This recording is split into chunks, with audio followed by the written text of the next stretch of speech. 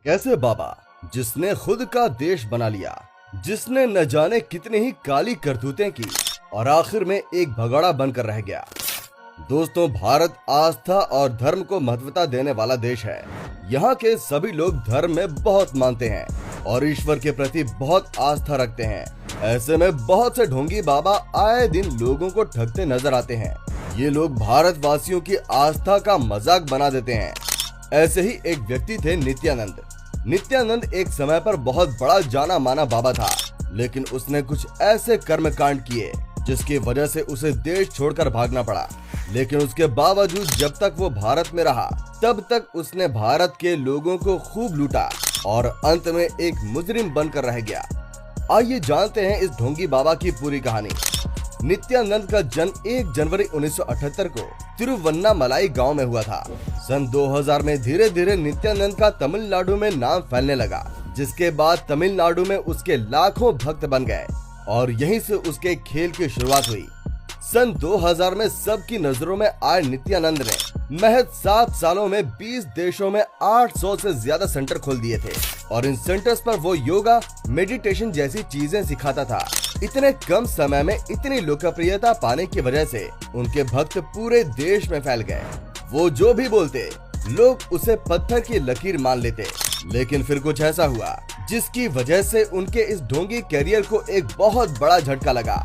दरअसल सन 2010 में Sun TV ने नित्यानंद और टॉलीवुड एक्ट्रेस रंजीता का सेक्स टेप वायरल कर दिया, जिसके बाद उनकी लोकप्रियता कम होने लगी, जिसकी वजह से वो तमिलनाडु छोड़कर कर्नाटक चले गए।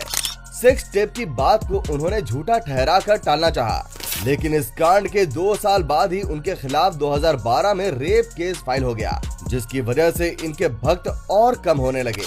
इतना ही नहीं, इन पे यौन उत्पीड़न का भी केस दर्ज किया गया।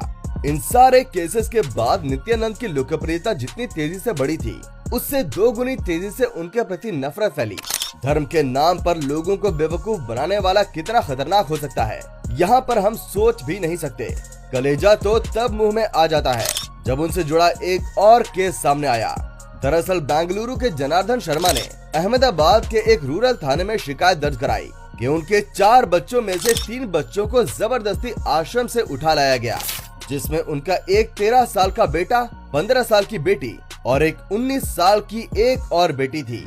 जब पुलिस द्वारा एक्शन लिया गया तो अहमदाबाद में स्थित नित्यानंद के आश्रम योगिनी सर्वजनिक पीठ में पुलिस ने छापा मारा और वहां से इनके 2 बच्चे मिले।